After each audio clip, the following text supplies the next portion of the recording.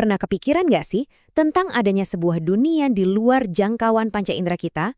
Dalam ajaran Islam, dunia ini disebut ghaib atau yang tak terlihat. Dan ini bukan sekedar fantasi loh, tapi ini adalah pilar keyakinan yang membentuk banyak hal. Yuk kita bedah bareng-bareng, apa sih sebenarnya dunia ghaib itu? Coba deh kita pikirin sebentar. Kita semua kan percaya sama hal-hal yang nggak bisa kita lihat pakai mata telanjang? Misalnya, rasa cinta, harapan, atau bahkan ide-ide besar. Nah, konsep ini ternyata bisa jadi kunci buat ngebuka pemahaman kita soal sesuatu yang jauh lebih dalam. Oke, biar terstruktur, kita bakal mulai dari akarnya. Apa itu gaib? Terus, kita intip petunjuknya langsung dari Al-Quran, dan kita bakal bertanya, siapa sih yang sebetulnya bisa tahu rahasia ini? Yang paling penting, kita juga bakal lihat gimana keyakinan ini bisa ngubah cara kita hidup sehari-hari sebelum kita rangkum semuanya di akhir. Oke. Mari kita mulai dari yang paling dasar. Waktu kita ngomongin soal gaib, apa sih arti sebenarnya dari kata itu? Gampangnya begini, kata gaib itu asalnya dari bahasa Arab yang artinya tersembunyi atau nggak tampak. Jadi secara istilah ini adalah sebutan untuk semua hal yang beneran ada, tapi posisinya di luar batas kemampuan panca indera kita. Kita nggak bisa lihat, nggak bisa dengar, apalagi sentuh, tapi kita meyakini keberadaannya.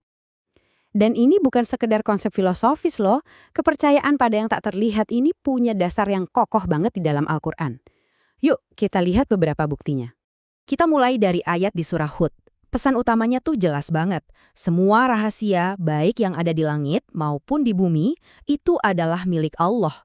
Ini seolah-olah menegaskan kalau cuma Tuhan yang pegang peta lengkap dari seluruh realitas, baik yang bisa kita lihat maupun yang enggak. Terus, di surah Al-Hasyr, konsep ini diperdalam lagi. Di sini, Allah digambarkan sebagai zat yang tahu dua-duanya, dunia yang tak terlihat alias ghaib dan dunia yang kita lihat sehari-hari alias yang nyata. Nggak ada satupun yang terlewat dari pengetahuannya.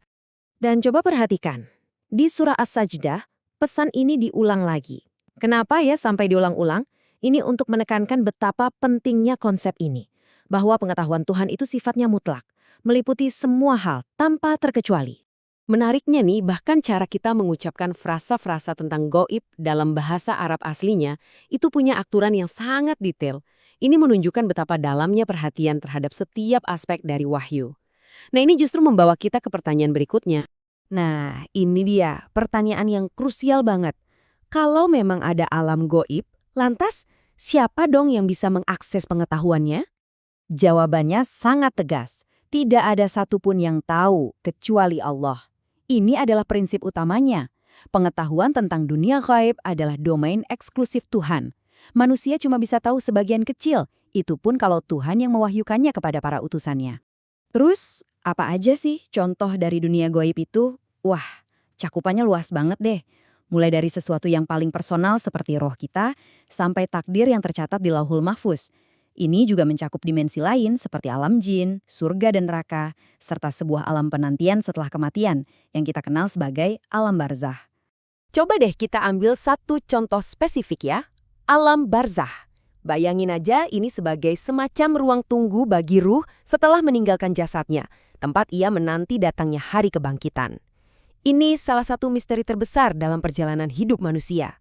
Dan di alam penantian itu, diyakini ada momen pertanggungjawaban pertama. Beberapa hadis menggambarkan sebuah dialog, di mana ruh ditanyai pertanyaan-pertanyaan yang paling mendasar tentang keyakinannya di dunia. Ini nunjukin banget kan betapa erat hubungannya antara apa yang kita yakini di sini, saat ini, dengan apa yang akan kita hadapi nanti di sana.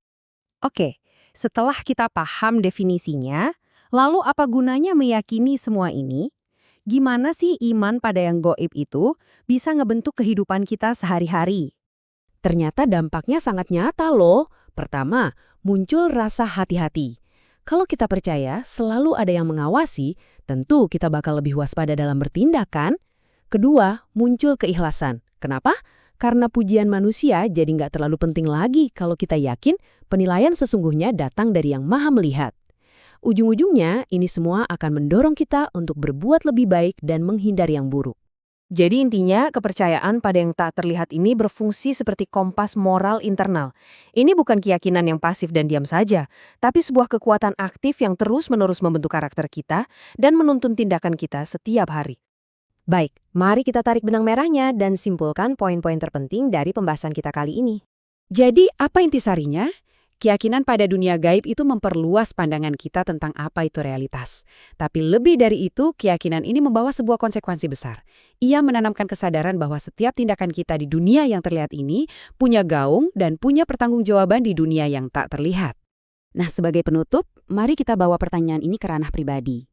Terlepas dari apapun latar belakang keyakinan kita, pertanyaan ini kayaknya patut untuk direnungkan. Bagaimana kepercayaan Anda pada sesuatu yang tidak kasat mata, entah itu sebuah prinsip, harapan, atau keyakinan spiritual, membentuk cara Anda melihat dan berinteraksi dengan dunia di sekitar Anda?